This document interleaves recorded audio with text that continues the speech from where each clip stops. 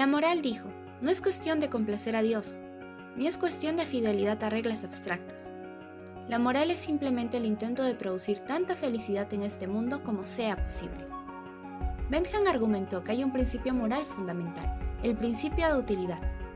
Este principio nos exige que, cuando tengamos que elegir entre diferentes acciones o políticas sociales, debemos elegir aquella que tenga las mejores consecuencias globales para todos los afectados. El principio de utilidad se entiende como el principio que aprueba o desaprueba cualquier acción, para fomentar o combatir esa felicidad. Bentham y Mill encabezaban una revolución. Para entender lo radical del principio de utilidad, tenemos que apreciar lo que deja fuera de su idea de la moral. Se han dejado atrás todas las referencias a Dios o a reglas morales abstractas escritas en los cielos. Se considera que el objetivo de la moral es la felicidad de los seres en este mundo y nada más. Y se nos permite hacer lo que sea necesario para promover esa felicidad.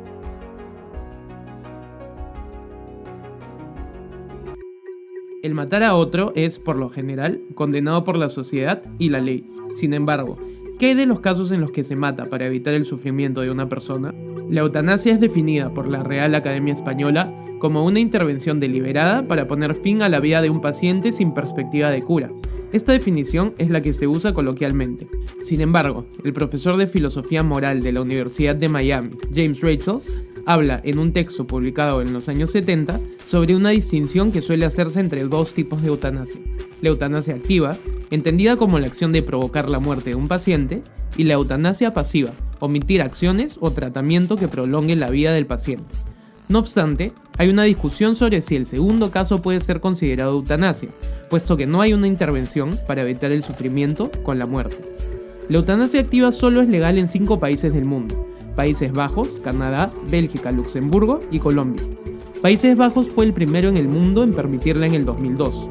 Su ley incluye la eutanasia y el suicidio asistido, en el que un médico entrega una dosis letal de droga para ser consumida. No obstante, el suicidio asistido es considerado algo distinto y los países que lo admiten o lo prohíben no son los mismos que sí permiten la eutanasia. Los requisitos para que un médico que realiza cualquiera de los dos no sea sancionado en Países Bajos son que el paciente lo pida voluntariamente, que el médico tenga la convicción de que hay un sufrimiento insoportable, que el paciente esté informado de su situación y perspectivas futuras, que sepa con claridad la situación que lo aqueja, la opinión de otro médico que compruebe los 4 requisitos anteriores, y la muerte debe ser consecuencia directa del suicidio asistido o la aplicación de la eutanasia. Según los comités de revisión regional de eutanasia de los Países Bajos, entre el 2002 y el 2017, los casos de eutanasia y suicidio asistido por año aumentaron de 1.882 a 6.306.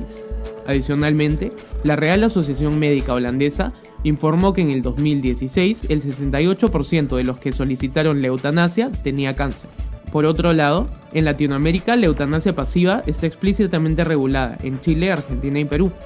En el Perú, si bien la ley no habla específicamente de una eutanasia pasiva, sí establece el derecho a negarse a recibir o continuar un tratamiento. Pese a ello, la eutanasia activa sí está textualmente prohibida y sancionada en el Código Penal como homicidio piadoso. Se establece una pena de no más de 3 años de cárcel para el que por piedad mata a un enfermo incurable que le solicita de manera expresa y consciente para poner fin a sus intolerables dolores. Sin embargo, el tiempo con el que se sanciona el delito implica que es poco probable que un sentenciado vaya a prisión efectiva. Entonces, la justificación detrás de la eutanasia se basa en acabar con el sufrimiento de una persona, que puede ser el resultado de una enfermedad. No obstante, algunos detractores se oponen a su existencia por cuestiones religiosas y para defender la santidad de la vida. Por otro lado, hay quienes consideran que su despenalización podría llevar a casos en los que se acabe con la vida de personas que no querían morir o no lo manifestaron conscientemente.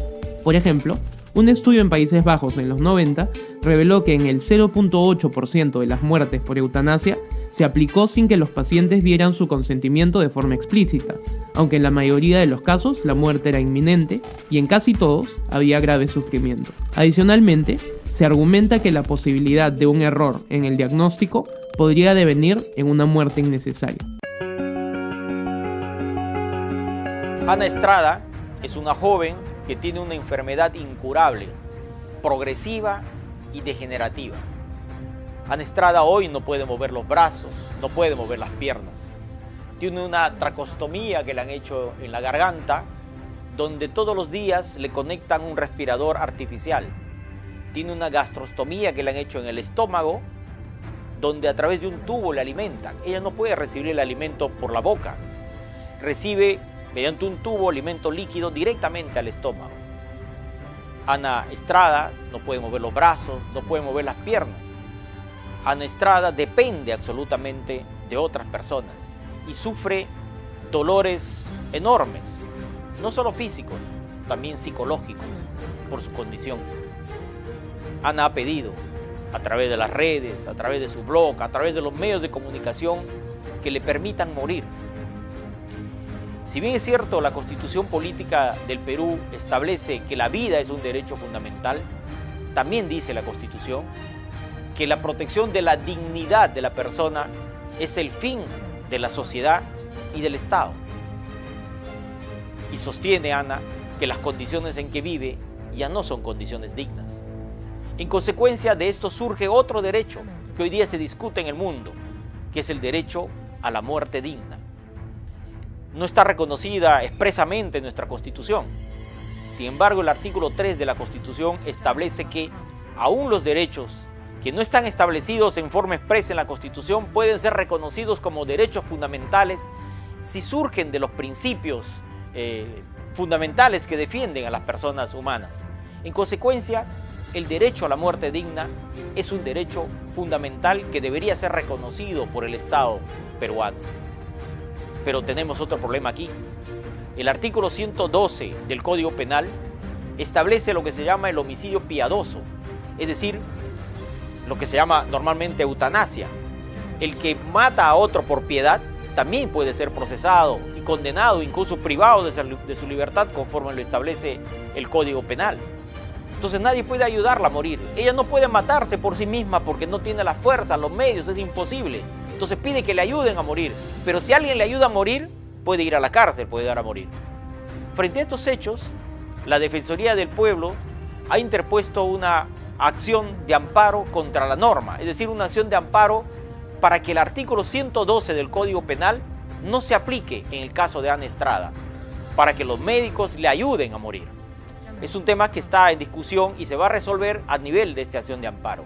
Yo quiero proponer en este post que más bien, o independientemente de lo planteado por la Defensoría del Pueblo, hay que plantear la modificación del Código Penal para que la eutanasia o el homicidio piadoso no sea penalizado, lógicamente cumpliendo con ciertas circunstancias. Cuando se trate de enfermedades incurables, dolorosas, cuando exista la voluntad de la persona de querer acabar con su vida en estas condiciones, cuando los médicos así lo determinen a través de una junta médica, en fin, una serie de requisitos. Pero creo que ha llegado la hora de discutir en el Perú este tema fundamental de la no penalización de la eutanasia. Gracias.